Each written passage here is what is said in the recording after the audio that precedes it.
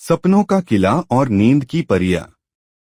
जब तुम सपना देखना भूल जाते हो, कभी कभी एक सपना तुम्हें याद कर लेता है। हर रात जब दुनिया सो जाती थी, तारे बच्चों के कानों में सपनों की मीठी सरगुशिया करते थे। लेकिन एक रात 100 सालों में पहली बार आसमान ने एक छोटे लड़के जियान के लिए सपने भेजने बंद कर दिए। जियान कभी एक खुशमिजाज बच्चा था। वो नंगे पांव फूलों से भरे मैदानों में दौड़ता, रोशनी से बनी तितलियों का पीछा करता और उन बादलों को देखता जो ड्रैगन की तरह लगते। उसके सपने उड़ते महलों, जादुई जानवरों और अनगिनत रोमांच से भरे होते थे।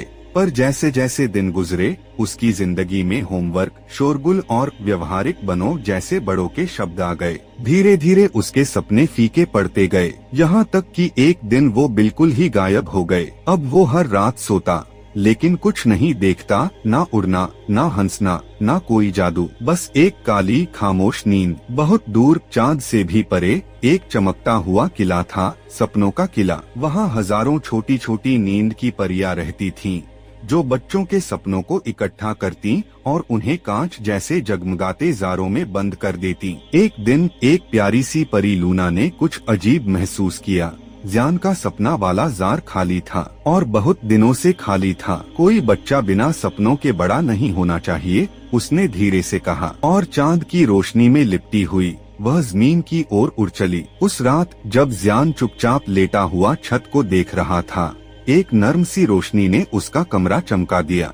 लूना उसके सामने प्रकट हुई, उसके पंख चांदनी जैसे और आवाज इतनी मुलायम जैसे हवा गुनगुना रही हो। जियान, मेरे साथ चलो, उसने मुस्कुराते हुए कहा। इसके पहले कि जियान कुछ कहे, उसका बिस्तर धीरे धीरे ऊपर उड़ने लगा। वो बादलों को चीरते हुए, तारों के बीच से गुजरते हुए सपनों के किले में पहुंच गया। मगर वह किला जो कभी जगमगाता था, अब सुस्त और शांत था।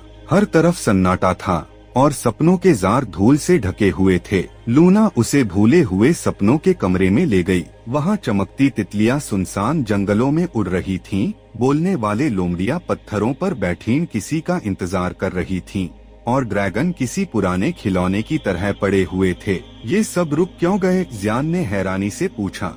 ये नहीं रुके, तुम रुक गए, लूना ने जवाब दिया। जियान ने चारों ओर देखा। ये सब वही सपने थे जो उसने कभी देखे थे, लेकिन वक्त के साथ वो उन्हें भूल गया। मैं इन्हें वापस कैसे ला सकता हूँ? जियान ने धीरे से पूछा। लूना मुस्कुराई और उसने जियान की पेशानी को छुआ। एक पल में जियान खुद को जेलीबीन के मैदान में एक गिलहरी की सवारी करते हुए पाया, फिर इंद्रधनुषी लहरों पर सर्फिंग करते हुए डॉल्फिन्स के साथ बातें करता हुआ, और फिर तारों के साथ नाचता हुआ जो लोरिया गा रहे थे। वो हंसा, बहुत दिनों बाद, पूरे दिल से। सुबह जब जियान जागा, उसकी आंखों में आंसू थे, खुशी के।